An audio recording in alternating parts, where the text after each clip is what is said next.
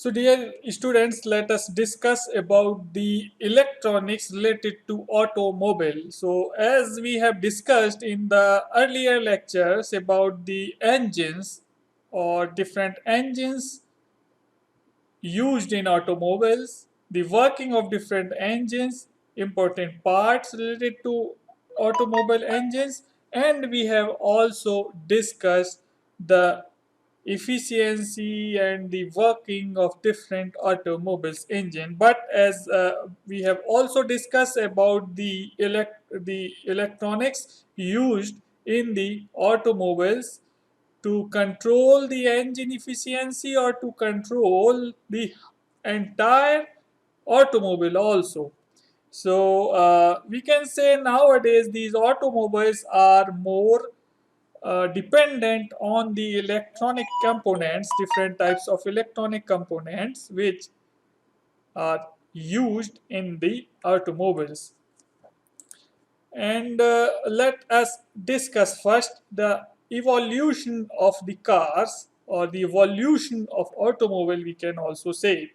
So the cars grow larger through the decades until the 1980s when design become more economical. So initially you can observe here the almost initial car or initial automobile, we can say the Oldsmobile curved dash. So here it is the some kind of purely mechanical engine it was having, and this car which is only based on the mechanical principles. Now the and after a certain evolution, that car was having a roof and some improved power and torque and efficiency also. Then here you can observe another car, slightly modified version, then this. So in this way you can visualize the evolution of the car. We will not talk about the specific changes in each model of the car, but we will talk about the basic evolution in the car or the automobile sector. Initially these automobiles were designed, the initial design of these automobiles was focused on the aesthetics of these automobiles, or I can say the car. So they changed the aesthetic look of this that car, and here which you can observe, and then to carry the load of this aesthetics, because we are putting the more metals on the body of the car, we are putting more components. So to carry these components or these heavy weight, you require to supply the enough power through the engine. So in that way further these cars are also evolved in the powerful evolved, and they were having the powerful engines. So from the less powered engine, the second segment of advancement was the powerful engines. So these cars are enabled to push or to carry the heavy weights also, and more passengers. They can also accommodate more passengers because they were having the powerful engine than the initially designed cars. अब हुआ क्या, पहले तो हमने car की design को improve किया, उसमें डिफरेंट कंपोनेंट्स और लग्जरी की चीज़ों को ऐड करना शुरू किया, लेकिन जैसे जैसे उसका वेट बढ़ने लगा तो फिर हमें फील हुआ कि इसमें और ज़्यादा पावरफुल इंजन की ज़रूरत है और ज़्यादा पावरफुल इंजन की रिक्वायरमेंट है। सो हम फर्स्ट सिलेंडर से सिंगल सिलेंडर इंजन से हमने मल्टी सिलेंडर इंजन पर स्विच किया और इंजन की पावर को हमने और ज़्यादा इंक्रीज किया। But these engines are fully mechanical kind of machines. But जो engines थे जिनकी पावर, हाँ, जिनको हमने और फिर से डिज़ाइन किया, उनको और ज़्यादा रिफाइन किया, वो सारे engines purely mechanically operated machines थे. वहाँ पर ज़्यादा इलेक्ट्रॉनिक्स या कुछ भी इलेक्ट्रॉनिक्स के नाम पर ऑलमोस्ट कुछ भी नहीं था. इवन हमें उस ज़माने की कार को स्टार्ट करने के लिए हाथ से क्रैंकी करनी होती थी या किसी हैंडल को रोटेट करना होता था. Okay, since these cars were having a heavy engine, so we can't do the cranking by our hand. So the designers think about the development of self start self ignition. So the designers of that car were think about the self started engines that can be that engines or such engines can be the cranking of such type of engine can be performed by means of the electronic motor. So जैसे ही self start engine की बात शुरू हुई, उसी के साथ साथ electronics components ने कार में जगह लेना शुरू कर दिया. हमने कार में हेडलाइट लगाना तो काफ़ी पहले से शुरू कर दिया था, लेकिन उस हेडलाइट को पावर सप्लाई करने के लिए हम अल्टरनेटर लगाने लगे. हम कार के साथ एक अल्टरनेटर अटैच करने लगे कार के इंजन के साथ, और उसे फिर और ज़्यादा इवॉल्व हुई जब कार्स, तो हमने कार के साथ एक बैटरी अटैच करना शुरू किया. उस बैटरी का यूज़ हम डिफरेंट इलेक्ट्रॉनिक कंपोनेंट्स को पावर सप्लाई करने के लिए करने लगे. हम रेडियो अटैच करने लगे. हम सेल्फ स्टार्ट कार पर स्विच किए और उनमें इलेक्ट्रॉनिक मोटर्स का यूज़ करने. So in such a way that the automobiles are continuously evolving in towards the better form of the towards the more betterment, or I can say that towards better form of the automobiles.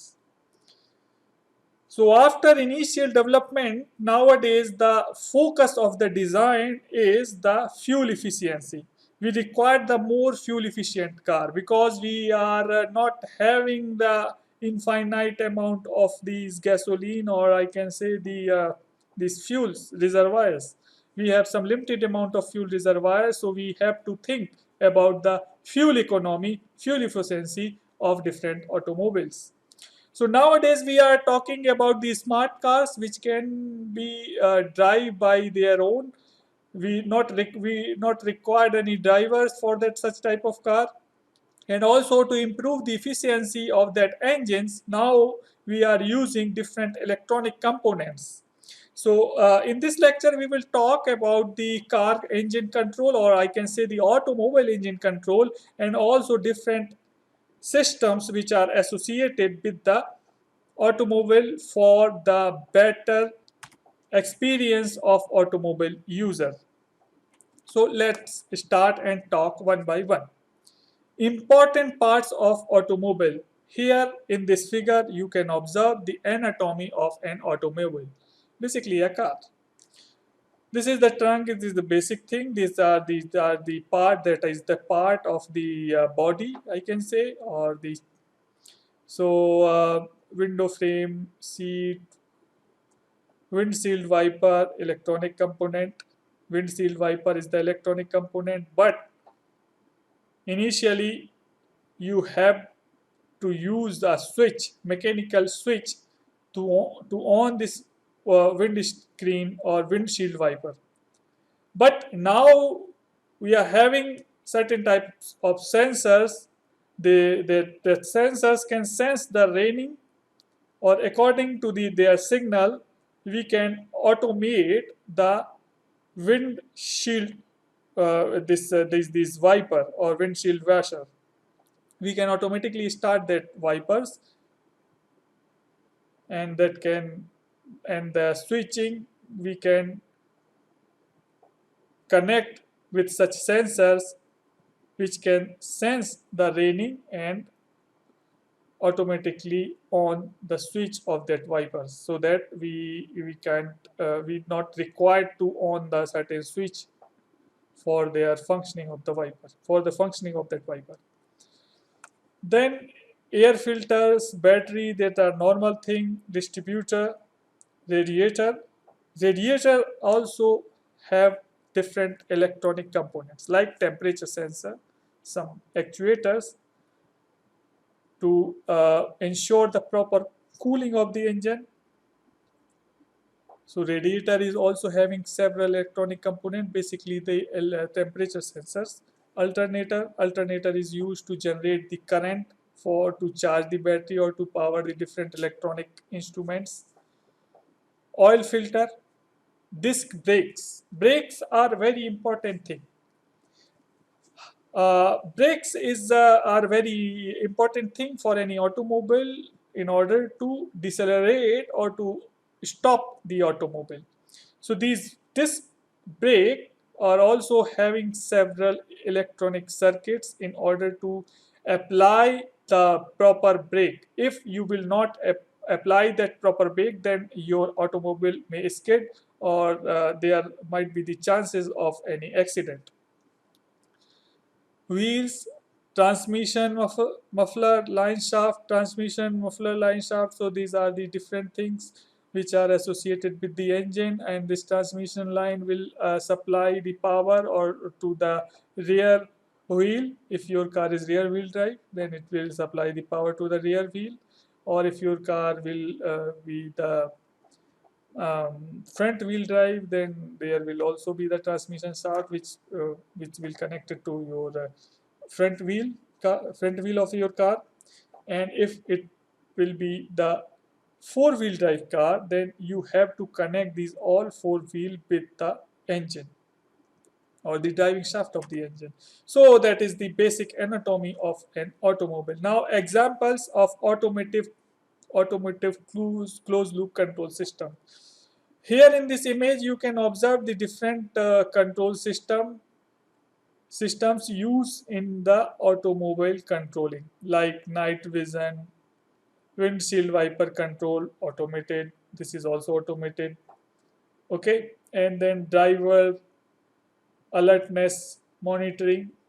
Nowadays the smart sensors are using to monitor the driver alertness also. Event data recorder, it is slightly, you can compare it with the data recorder used in the aeroplanes black box. Accident recorder, auto dimming mirror.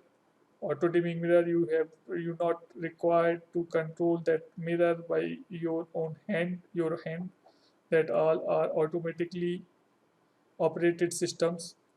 Active cabin noise suspension, cabin environment controls. Then the important thing which we will talk in this lecture is the ABS, anti-lock braking system. ABS, tire pressure monitoring, idle, stop and start, different electronic systems you have in your luxury car. Now the first thing is the anti-lock braking system, which is the one of the examples of automotive closed loop control system. So this ABS or the anti-lock braking system is used to protect your vehicle from uh, such a condition, like you can observe here. If you are driving your car on a state road, and if at the moment when you will observe any obstacle in the path, then you will suddenly apply the brakes, then what will happen?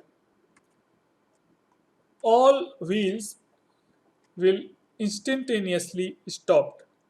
आपके सारे wheel instantaneously stop हो जाएंगे, or I can say you will instantaneously stop the rolling motion of the wheel. आप क्या करेंगे, जैसे ही break apply करेंगे सारे व्हील्स का जो रोलिंग मोशन है उसको आप एक ही झटके में स्टॉप कर देंगे. अब जब आपने सारे व्हील्स का रोलिंग मोशन स्टॉप कर दिया और आपकी कार में कुछ मोमेंटम है, so due to that momentum your car will skid. आपकी कार क्या करेगी, स्किड करने लगेगी. मोमेंटम है उसमें, आपने व्हील्स का जो रोलिंग मोशन है वो तो रोक दिया, लेकिन अब आपके जो व्हील है वो स्लिप होंगे सरफेस के ऊपर और आपकी कार स्किड करने लगेगी। और ऐसी कंडीशन में आप अपनी कार को कंट्रोल नहीं कर पाएंगे, उसको उसका मैन्योवर नहीं कर पाएंगे, उसको किसी डायरेक्शन में टर्न नहीं कर पाएंगे।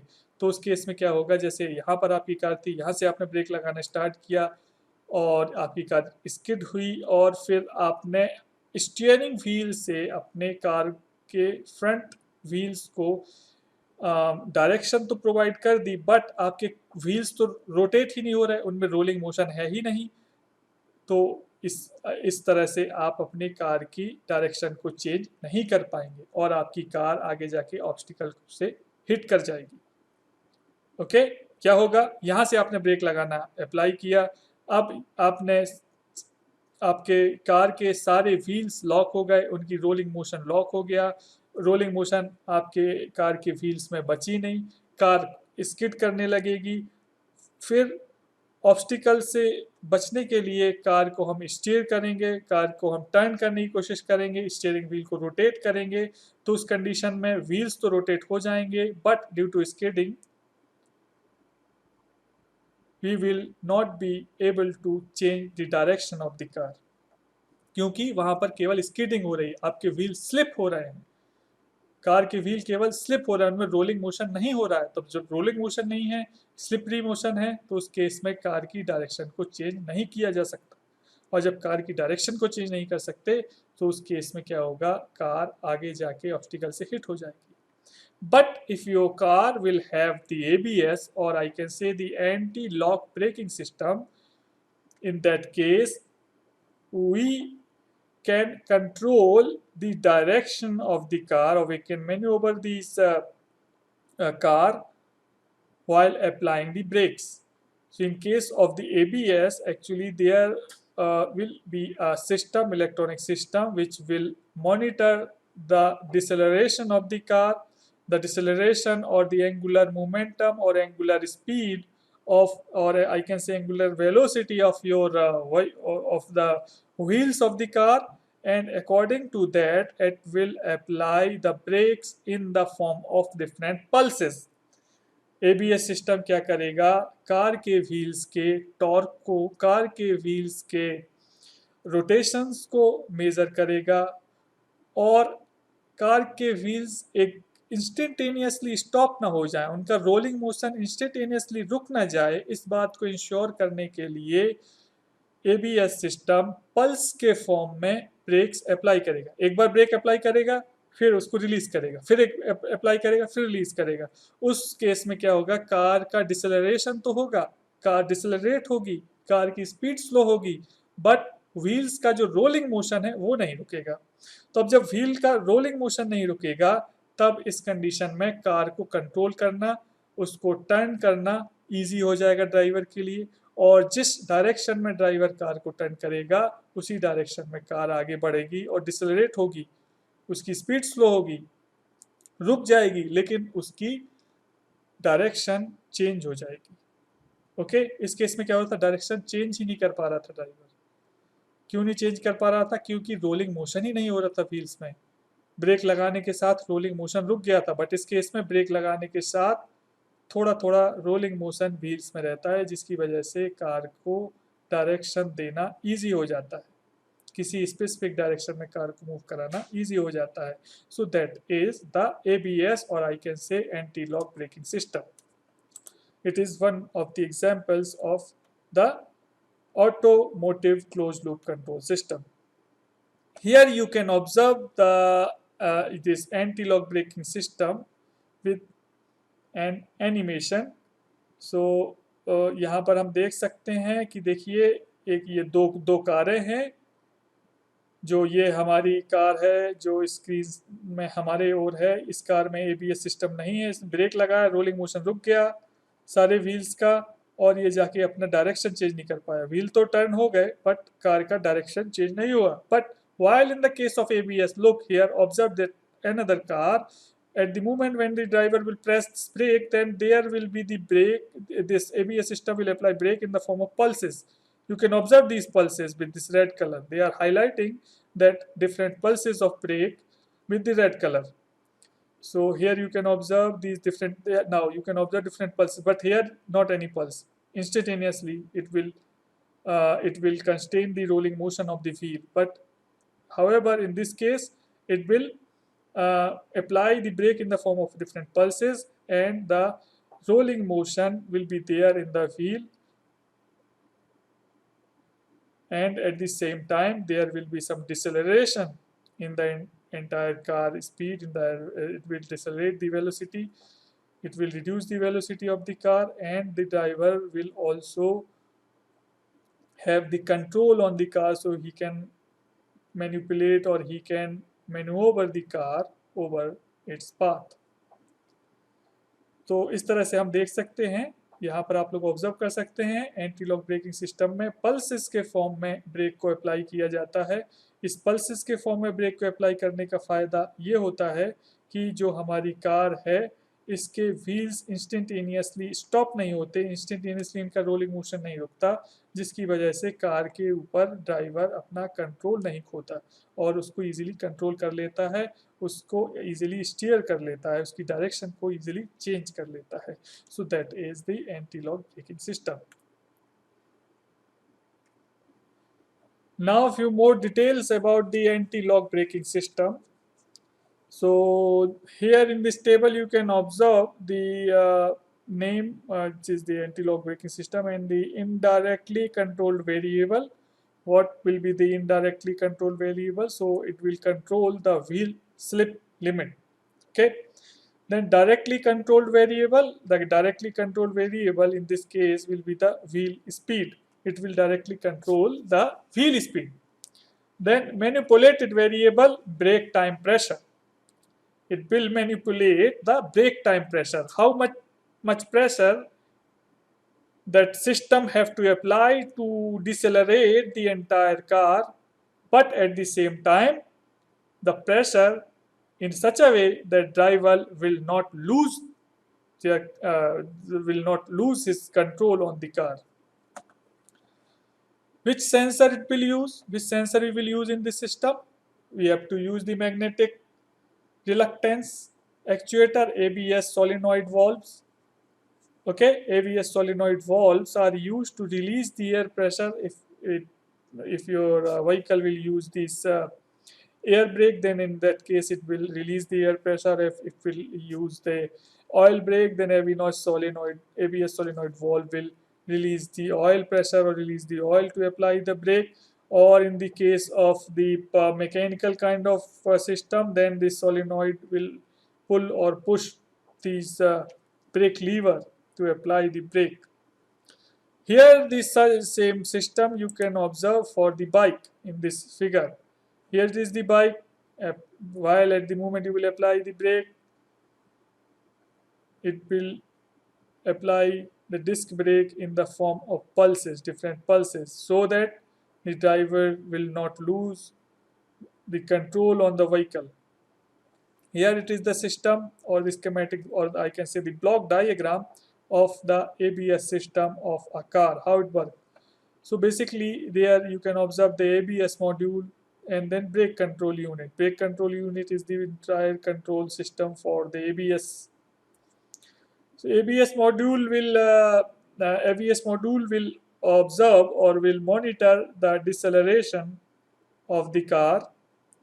At the same time, it will send the signal to the brake control unit, which will analyze the signal and apply the brake or apply the brakes in the form of pulses by reducing or increasing the brake time pressure.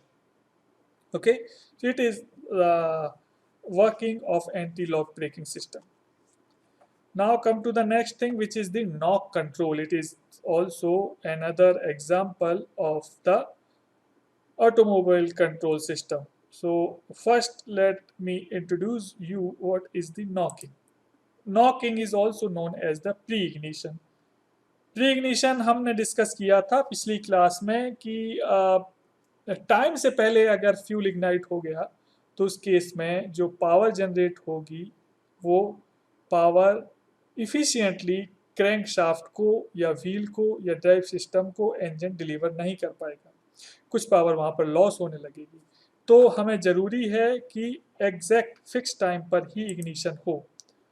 Like यहाँ देखिए, इस case में, इस video में, इस animation में आप ये ऑब्जर्व कर सकते हैं कि जब पिस्टन मूव कर रहा था from bottom dead centre to top dead centre, at that moment there was an explosion or burning of the fuel. Here you can observe like look, ये मूव कर रहा है पिस्टन, नीचे से ऊपर की ओर जा रहा है और इसमें इग्निशन हो गया। इग्निशन हुआ तो प्रेशर इंक्रीज होगा, जो प्रेशर इंक्रीज होगा इसकी वजह से जो फोर्स जनरेट होगा वो फोर्स पिस्टन के मूवमेंट की अपोजिट डायरेक्शन में एक्ट करेगा।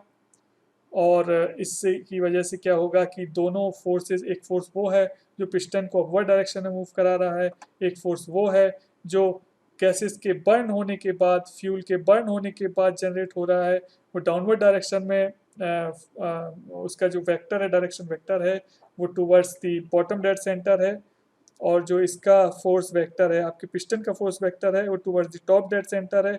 अब जब ये दोनों वेक्टर अपोजिट डायरेक्शन में अप्लाई होंगे तो उस केस में ऑब्वियसली एनर्जी लॉस होगा, और वो जब एनर्जी लॉस होगा तो आपके व्हीकल का जो इफिशियंसी है वो रिड्यूस हो जाएगी। So to ensure the proper efficiency we have to ignite the fuel at proper time. What will be the proper time? Proper time at when these piston will reach up to the extreme limit of top dead center or its extreme limit.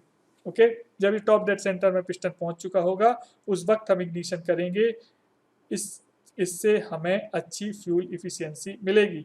So knock control के लिए भी हम electronic system का use करते हैं। Knock control, knock is known as pre ignition. You can observe again. Here you can observe the pre-ignition of this fuel. Like you can observe pre-ignition of the fuel. समय से पहले burn हो गया fuel, इससे आपको efficiency खराब मिलेगी। So the next thing is how we can control this knock or pre-ignition in the engine in order to ensure the better efficiency, or I should say the best efficiency, best possible efficiency of your engine. So in case of petrol engine, we can control this knocking phenomena by controlling the timing of a spark plug or by controlling the timing of sparking. Or I can say by controlling the current supply timing to the spark plug. So in that case, the indirectly controlled variable is the knock. We have to control this knock indirectly. And directly controlled variable on which we require to focus is the knock sensor output. Then manipulated variable, what we can manipulate to control the knocking or to control the pre-ignition. So we can manipulate the ignition timing or the timing of the current switching to the spark plug. Which sensor we can use? We can use piezoelectric sensors, or sorry, we can use piezoelectric sensors, or we can also use accelerometers in order to control this. In order to control this entire knocking. Which actuator we can use? We can change the timing with the help of ignition coil switch. There are ignition coil switch which is responsible for the ignition timing, or the transistor we can also use, or we can use the transistor also in order to control the timing. So basically we require to on off this power supply to the spark plug. So in case of the knocking, at the moment when the fuel will burn, then the engine will generate some vibrations. Fuel जब burn होगा, fuel जब blast होगा तो obviously कुछ vibrations produce होंगे engine के अंदर, and that vibrations we can observe by using a piezoelectric actuator, or any other thing is the piezoelectric accelerometer, or the accelerometer which can be based on the any other method, any other principle also. So that piezoelectric actuator or the piezoelectric sensor, sorry, not piezoelectric actuator, I should say the piezoelectric sensor. That piezoelectric sensor will sense the ignition of the fuel ignition, because the fuel ignition will generate the wave or the vibration, so that will observe that vibration, and accordingly that sensor will send the signal to the control unit. Here in this figure you can observe here in this figure you can observe the vibrations of the engine. At this moment, that engine was at the ignition phase. इस moment पर क्या था, engine में ignition हो रहा था. At this moment there was an ignition takes place inside the engine. इस phase में इंजन के अंदर इग्निशन हो रहा था, फ्यूल बर्न हो रहा था, जिसके कारण, जिस फ्यूल के ब्लास्ट होने के कारण, उसके बर्न होने के कारण इसमें वाइब्रेशंस प्रोड्यूस हो रहे थे. So due to this that fuel burning, your engine will feel some vibrations, and that vibrations we can use to control the knocking phenomena, or we can say to control the pre-ignition of the engine. So on the basis of this vibrations, the car control unit can actuate the actuator or change the timing of the sparking, or the change the timing of spark. So in order to uh, delay the spark, we can use these signals. So after discussing the knock control or pre-ignition, let us discuss about the fuel injection system. So as I have told you that the fuel injection system is used in the diesel engines because we require to inject the fuel just after completion of the compression stroke. At the moment when the fuel or the diesel will inject it inside the cylinder head, then it will start burning and the expansion followed by the burning. So we have to supply this fuel at the exact time just after the completion of the compression stroke. So for ensuring the proper fuel injection or the fuel ignition, have to we have to ensure the proper timing of the fuel injection inside the cylinder head. So to control this system, the indirectly controlled variable is the air-fuel ratio. We have to control the air-fuel ratio or the proper mixing of this fuel with the air inside the cylinder head. Then direct control variable are the exhaust oxygen content. So we can measure the oxygen content in the exhaust of the engine.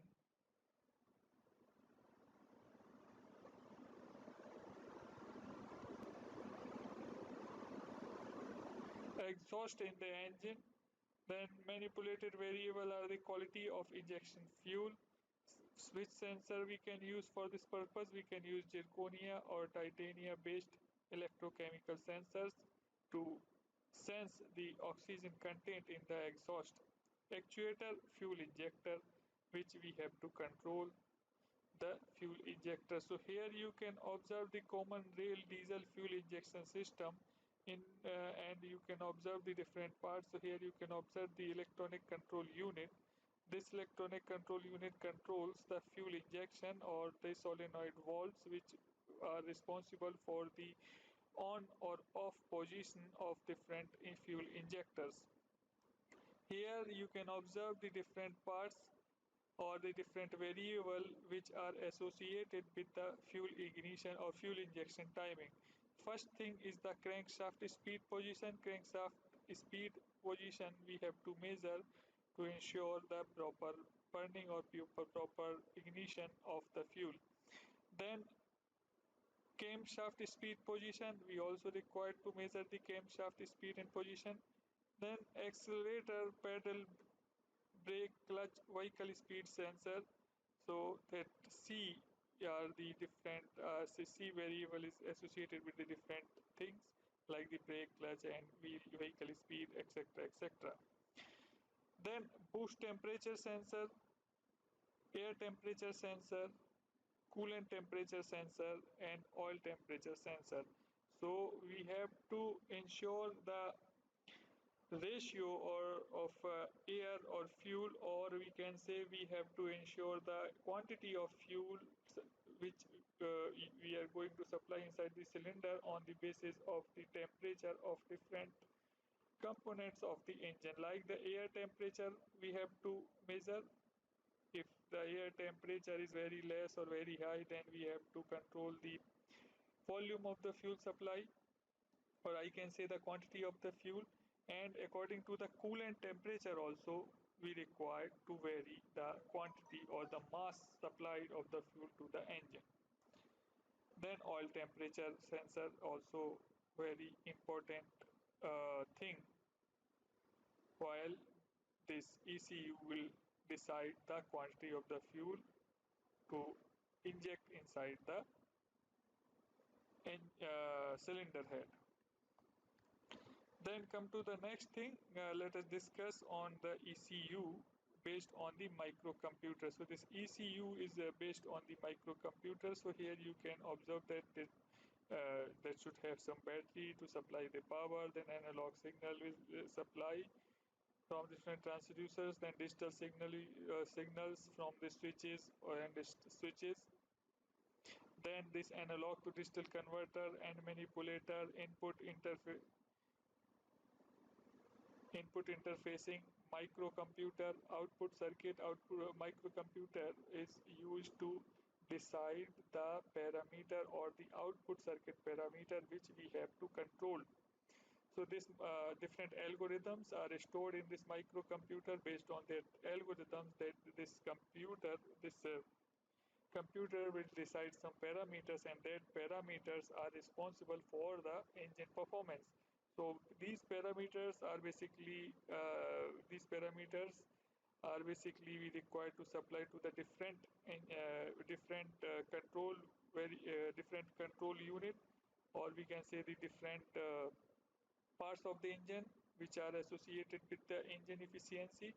So these signals we have to supply to the output circuit, like to the motor, solenoid bulb, LED and lamps of your vehicle. Then next thing is the engine management sensors. So the engine management sensor, the first thing is the intake manifold or absolute pressure. We have to maintain the intake manifold absolute pressure in order to ensure the proper efficiency of your vehicle. So these such types of sensors which are basically responsible for the engine efficiency or the entire power output of your vehicle are known as the engine management sensor or the engine management systems. So the system which is basically responsible for the efficiency of your engine or the efficiency of your vehicle is known as engine management system, and the sensors associated with this system is known as these engine management sensors. So which type of sensors we will use for this purpose we will see in this topic. First is the intake manifold absolute pressure. We have to measure the intake manifold absolute pressure so in such a way that we can supply the proper air fuel ratio inside the cylinder in order to achieve the proper power from the engine. So for the measurement of the pressure, we can use the different pressure sensors. But before that, let me explain you the intake manifold. What is the intake manifold? Intake manifold is basically the part of the engine which supply the air to different cylinders. So here you can see this is the main pipe which contains the high pressurized air. That are different pipes which are connected to the different cylinders head. Like you can observe here, it is the one cylinder head, second, third and fourth cylinder head, and these are different intake valves, so we have to connect these manifold with the intake valve. So it is the intake valve of first cylinder head, intake valve of second cylinder head, intake valve of third cylinder head, intake valve of fourth cylinder head. So we can say this is a four cylinder engine. And here you can also observe the exhaust valve. This exhaust valve will also be required to connect with the exhaust manifold. So there will be the different manifold system: exhaust manifold, intake manifold, fuel supply manifold also. So we have to ensure the proper pressure of the air inside this exhaust manifold. So for this measurement, we can use the intake manifold absolute pressure measuring device. So here it is the schematic or block diagram of the sensor. Here you can observe it is the hose fitting to the manifold. It is the sensor, so we require to fit this sensor with the hose or the manifold. So we can put this sensor somewhere here in order to measure the pressure. You can mount the sensor in such a way that so this when at the moment the air will come inside this sensor, then it will apply some pressure to this diaphragm. So this diaphragm will when the air will apply some pressure force on this diaphragm, then it will get deflected. With respect to its deflection, some resistance change there will be some so with respect to the deflection, there will be some changes in the resistance, because there will be some elements which will change their resistance according to the deflection in this film. Here you can observe, so there will be a connection in the form of Wheatstone bridge. So by measuring that resistance, by measuring the changes in that resistance, we can correlate the change of that resistance with the pressure difference. So here in this chamber, here it is the reference pressure chamber or absolute vacuum or zero pressure we can consider. Then D is the Pyrex glass, and E is the sensing registers on silicon diaphragm. So silicon sensing registers are used in these sensors basically. So this will use to sense the or this will use to measure the pressure inside the intake manifold. And here you can also observe the display which we can put on the dashboard of your car, of your vehicle. So in this case, what will be the measured variable? Measured variable will be the intake manifold absolute pressure. Direct, indirect measurement. Indirect measurement of engine load or mass airflow intake, how much mass we require to flow, how much mass of the air we require to flow inside the cylinder. Sensor technology reference: Wheatstone bridge, arrangement of thick film resistors bonded onto a thin alumina diaphragm. Alumina diaphragm or silicon diaphragm we can use. So the thick sensors, like we can say, these sensors are a kind of the strain gauge kind of sensors. So that sensors will actually sense the deflection in this diaphragm. Then sensors mounting location within intake manifold. Inside the intake manifold, we have to mount this sensor. Here you can see the sensor, such type of sensor which was fabricated by the General Motors. So here you can see the name of the General Motor, or the I can say the marking of the General Motor, branding of the General Motor on the sensor. So we have to put the sensor inside the intake manifold. Now another thing is the mass airflow measurement sensor. A mass airflow sensor, or MAF, is a sensor used to determine the mass flow rate of the air entering a fuel injection internal combustion engine. So in case of the fuel injection internal combustion engine, which is basically the diesel engine, we have to measure the mass of the air. So according to this mass, we can change the mass or the volume of the fuel supplied inside the cylinder. So for measure this mass of the air, we can use the mass airflow sensor. So here you can observe the mass airflow sensor, and the measured variable in this case, measured variable will be mass airflow.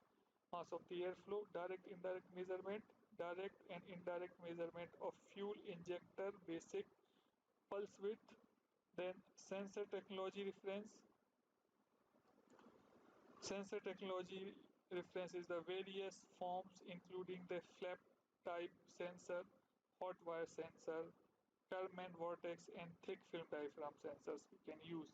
Sensor mounting location within air intake manifold. Within air intake. So here you can observe a hot wire mass airflow measurement system. So this is the hot wire and according to the mass flow of the air, this hot wire will lose its some heat. जितना ज़्यादा mass flow होगा उतना ज़्यादा इस hot wire से heat loss होगा और ये उतना ज़्यादा ठंडा होगा और ये जितना ठंडा होगा उसका रेजिस्टेंस इस वायर का उतना ज़्यादा चेंज होगा. So by comparing or by correlating the changes in this resistance of the wire with the mass flow rate, we can measure the mass flow rate inside the engine. हम क्या करेंगे, हमें ये पता है कि जितना ज़्यादा यहाँ से एयर फ्लो होगी उतना ज़्यादा तेज़ी से ये वायर ठंडा होगा, कूल डाउन होगा. जितना ज़्यादा कूल डाउन होगा उतना इसमें रेजिस्टेंस का वेरिएशन होगा. अब जब जितना रेजिस्टेंस का वेरिएशन होगा उसके उस रेजिस्टेंस के वेरिएशन को और जो भी मास फ्लो हम यहाँ से कर रहे हैं उनको हम एक कोरिलेशन हमें एक मिल जाएगा और फिर उस कोरिलेशन का यूज़ करके जितना भी हमारा यहाँ पर रेजिस्टेंस चेंज होगा उस रेजिस्टेंस चेंज के अकॉर्डिंग हम बता सकेंगे कि कितना मास फ्लो यहाँ से हो रहा है, कितना एयर का मास यहाँ से फ्लो हो रहा है. तो इस तरह से हम एयर के मास फ्लो को मेजर कर पाएंगे. Okay. Then the next thing is the temperature measurement. So different in engine we require to measure the temperature at various places, various different places. Like we have to measure the temperature of the intake air. We require to measure the temperature of the engine also in order to prevent this engine from the seizing, or we have to measure the temperature of the coolant also inside the radiator so that we can ensure the proper cooling of the engine. So for the temperature measurement, the direct or indirect measurement, we can measure this temperature at the various location. We can do the direct temperature measurement at the various location, and sensor technology reference thermistor or thermocouple we can use depending on the temperature range in order to measure the temperature. So thermistor and thermocouple we can use, and the sensor mounting location at different places where we require to measure the temperature. We can put the sensor at that particular place.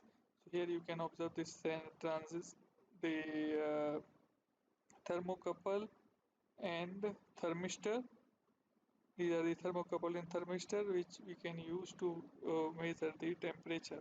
So in thermistor, the variation of the temperature change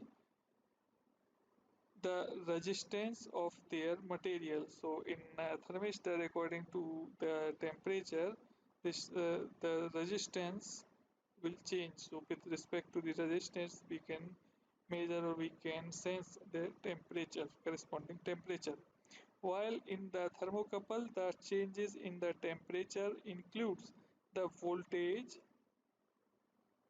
while in case of this thermocouple, the change in the temperature induces the voltage between wires of different metals. So as you know and you might hear several times that the thermocouples use different wires and it is related to the Seebeck effect. So different wires of two different materials we can use to form a thermocouple, and then changes in the temperature at this junction point or this joint, this will induce some voltage, or so by measuring this voltage we can correlate this voltage with this temperature, and in this way we can measure the temperature of any body. The temperature measurement is basically depends on the zeroth law of thermodynamics. Okay, then from the beginning, I am telling you that different actuators, like the actuators associated with the knock control, the actuators associated with the spark ignition, fuel injection, and the different other things. These actuators are basically work. These actuators are basically works with the corresponding to the location or the speed of the crankshaft. So we have to measure the location, or the, I can say, the position in more precise way. So we have to measure the position and the speed of the crankshaft.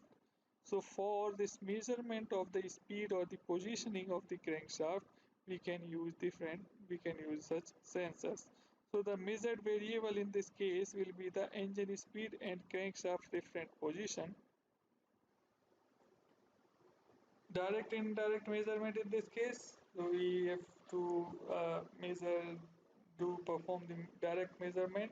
Sensor technology, magnetic reluctance or Hall effect sensor we can use. Then sensor mounting location, on flywheel on end of engine crankshaft. So like you can observe a crankshaft, and here it is the an optical encoder or any other type of encoder or sensor we can use, or we can also use the Hall effect sensor also. So this 4 number is the reference marker. Reference marker will count the number of rotations, or I can say the speed of this shaft, crankshaft, flywheel, whatever, or this disc I can say. Then here you can observe this is the rotatory disc, this is the shaft, engine shaft, angle separators, angle separators, or the reference marker, stationary detector, this will detect the position, and then additional circuit, here it is the circuit, and then pulse signal. So basically when this reference point will pass from this sensor, then it will generate the pulse, and with respect to the different other markers it will generate some other kind of pulses. So by visualizing or by observing this pulse form, or the, I can say, the waveform, we can measure the speed or the positioning of the crankshaft. Another way of such type of measurement is the Hall effect sensor. So here you are very much familiar with such kind of the sensor. So if it is the Hall effect sensor, and here you some trigger wheel you can observe, in the this trigger wheel is having some gears. So when this gap will reduce, then there will be the some due to this Hall effect or the Hall magnetic reluctance, it will generate some wave, and this, by observing this wave, when this gap will increase, then you will observe some changes in the waveform.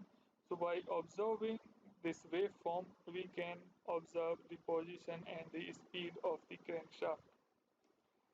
Another thing is the battery voltage. It is the simple voltmeter you can use for the measurement of battery voltage. Then throttle position.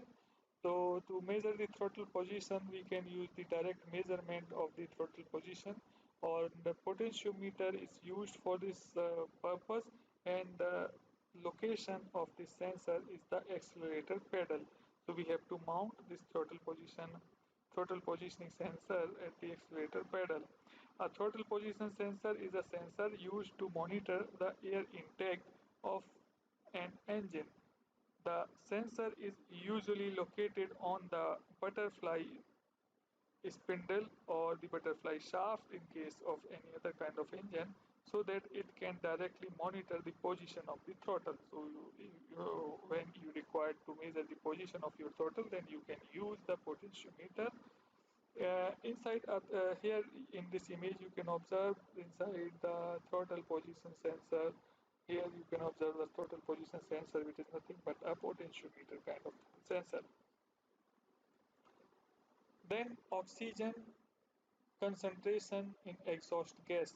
If you require to measure the oxygen concentration, then you can use this sensor to measure the oxygen concentration. So here you require to mount this sensor. So this sensor we require to mount at the exhaust manifold. Here it is the exhaust pipe. You can observe your cylinder, piston, exhaust pipe, exhaust valve. So this here somewhere here you can mount this sensor.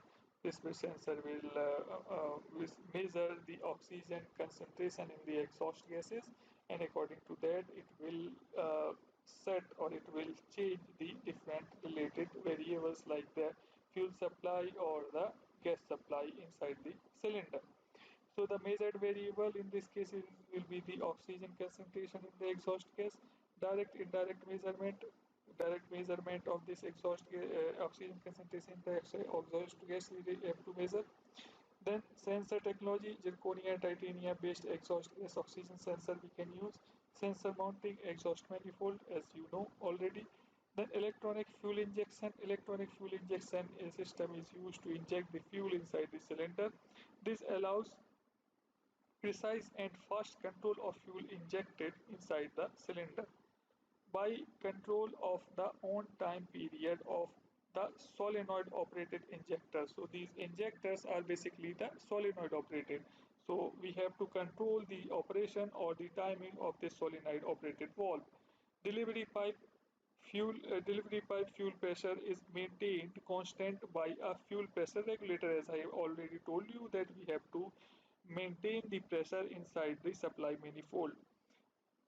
Okay, and why we require to maintain such pressure? In order to ensure the directional flow from the nozzle to the cylinder. अब अगर cylinder से कम pressure nozzle में होगा तो cylinder के अंदर जो भी गैसेस हैं वो नोजल के थ्रू बाहर आने लगेगी, है ना? क्योंकि ज़्यादा प्रेशर से कम प्रेशर की ओर ही फ्लूइड फ्लो होगा, तो ज़्यादा प्रेशर हमें नोजल में मेंटेन करना पड़ेगा। क्यों ज़्यादा प्रेशर मेंटेन करना पड़ेगा? Because we require to supply the fuel just after completion of the compression engine compression stroke. तो जब इंजन के अंदर गैसेस कंप्रेस हैं तो मीन्स कि उसके अंदर प्रेशर, एयर का जो प्रेशर है वो ज़्यादा है, और उस प्रेशर से ज़्यादा प्रेशर पर आपको सिलेंडर के अंदर फ्यूल सप्लाई करना होगा। ओके, सो फ्यूल के प्रेशर को हमें इंक्रीज करना होगा। So to increase the fuel pressure, we can use the pressure regulator, we can use the pump or the different other assemblies or the control systems. Then opening and closing times between 0.5 and 1 millisecond. Opening and closing time of this your fuel injector is between 0.5 and 0.1 millisecond. Okay, तो इतने कम समय के लिए आपको fuel injector को open करना है। So accordingly, we have to design the entire control system for the electronic fuel injection. Then engine operating speed of 600 rpm. Injector on time can be controlled between 1 and 10 ms. Then come to the next thing. So here you can observe the injection, electronic fuel injection. Here it is the injector, fuel injector for the different cylinder, delivery pipe, intake manifold, as we have discussed earlier, fuel filter. We have to supply the fuel. So for this, we can mount the different solenoid valve operator injector in order to ensure the proper injection, fuel injection at the particular time. Power driver application. So here you can observe the fuel injector IC package, electronic control unit. So this will control the air temperature. This will sense the air temperature, give the input value to this ECU.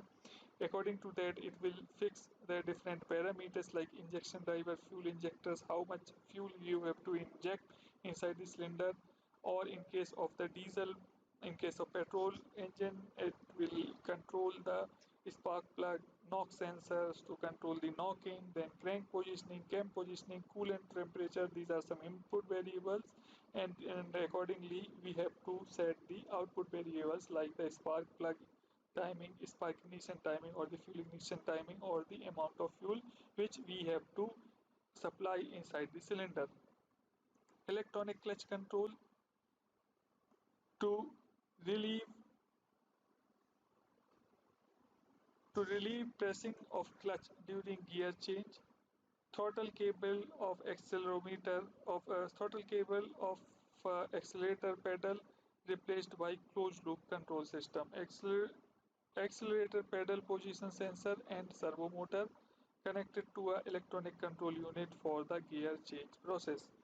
So electronic clutch control is also a very new thing in order to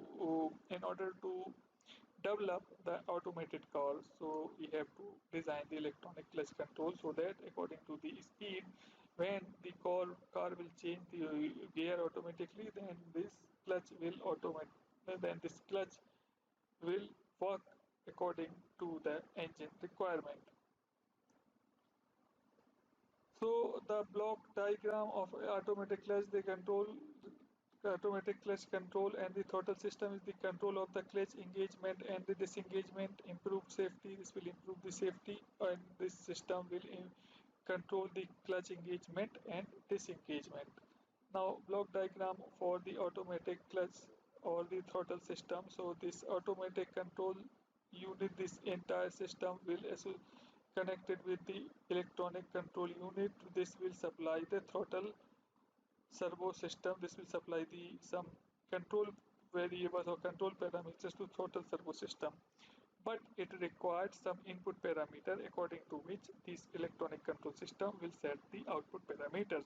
What will be the input parameters? Input parameters will be the accelerator pedal position, okay, then gear lever load switch, gear position sensor, gearbox input shaft speed sensor, then engine speed sensor. Then other things are the hydraulic power unit and solenoid controlled value, and then clutch release lever position sensor. So these are different values which we require to supply to the electronic control unit in order to actuate the automatic clutch throttle system.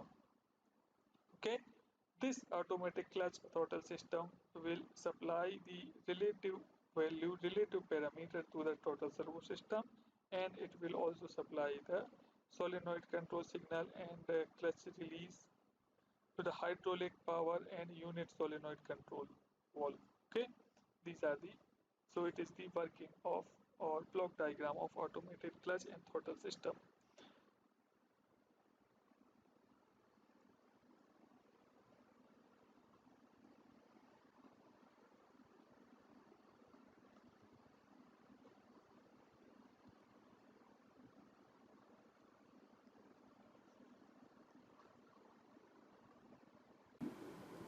Further, we have to study a few more things, and that are nothing but the chassis control systems of the automobile. So, chassis control systems include anti-lock braking system (ABS), which we have already discussed. In a brief, electronic damping control system, power assisted steering system, traction control system. So that are few more things which we have to discuss in our lecture. So, first thing is the anti-lock braking system or ABS, we can say. So, as I have already told you that ABS will have some sensors which will sense the torque and the RPM of the wheel, and according to that RPM and the torque, it will apply the brake in the form of pulse. It will not suddenly jam the wheel or the movement of the wheel, but it will apply the brake pressure in the form of different pulses so that the wheel will continue the rolling motion in the form of pulses, but instead of its instantaneous locking. So this process will help to control the vehicle, or this process will also control, we can say, to maneuver the vehicle over the path. So here you can observe the braking pressure. So initially it will apply the braking pressure without ABS. If your vehicle will not have the ABS, then at the moment when you will apply the braking pressure, so at that time the wheel speed will decrease, or we can say it will decelerate. So in this case, braking pressure is maintained and does not increase to the maximum value. So we can, so in this case, the braking pressure will not increase up to its maximum value. And in here you can observe the second case where the braking pressure is reduced after reaching at the particular amount of deceleration, or I can say after reaching at the particular speed, this braking pressure will reduce, so that the wheel will continue, so that wheel will continuously rotating or will be in the revolving motion. And here after that, so initially we have to apply the brake pressure. So it is the brake pressure is continuously increasing, and here the braking pressure is remain constant or maintained for a few time, and then after that this pressure will reduce and maintain a constant pressure, and then again it will apply a pressure, again it will increase this amount of pressure. Here you can observe it is increasing the amount of the pressure, so that we can decelerate or we can stop the vehicle without its slippery motion or without its slippage on the ground, so that we can easily control the vehicle which having the anti-lock braking system. Another thing is the traction control. In the case of traction control, if there is slippery surface, then there is a possibility that your the wheel of this vehicle will slip with the higher RPM, which will not be proportional to the speed of the vehicle. So to ensure the non-slippery motion of the vehicle or of the wheel, we have to adopt the traction control system in our vehicle. This traction control system sense the actual velocity of the vehicle, real-time velocity, which is not directly corresponding to the RPM of your wheel, but it is corresponding to this linear velocity on the ground or the surface, earth surface. So by measuring that velocity, it will correlate that velocity with the wheel RPM, and if the wheel is revolving at the higher RPM, then it will apply some brake on that particular wheel to so that the RPM or the peripheral velocity of that wheel will get reduced. This is used to avoid the slippery motion of the wheel on the ground, like if you are driving your car on a slippery surface, like the road having some ice or water or heavy snow cover and other things. Now come to the next thing, which is the electronic damping control system. So in this electronic damping control, the actuators are dampers fitted with two on-off fluid control solenoids used to select one of four different damper settings, like normal, soft, super soft and firm. So these settings are basically associated with the fluid pressure inside the damper, or we can say the another parameter which is associated with these different settings is the viscosity of the fluid which is filled inside the dampers of your vehicle. So we have to either we have to change the pressure or we have to change the viscosity of the fluid. So by using some special kind of fluid, the damping we can control by changing the voltage or by supplying some current inside the damper. So for that purpose, we can use the microcomputer based an ECU. This microcomputer will sense the riding mode, either it is sport mode or the city mode, and according to the mode or the according to the data receiving from the different sensors, like speed sensors, engine RPM, brake system pressure, steering angle, chassis acceleration, wheel acceleration, throttle position, load, according to that data, that can easily change the voltage, or that can easily change the setting of the damper so that it will control, so in this way, so that it will control the comfort level of the suspension system. So this system is also displayed the present setting on the driver display and give the command accordingly to the different dampers fitted with the suspension system of your vehicle. Then electronically controlled power assisted steering. This is the power steering which is very popular nowadays in different vehicles, or especially this power steering was developed for the heavy vehicles. But nowadays this power steering is also takes place inside the car, for it is very comfortable nowadays to turn the car, to maneuver the car over the path.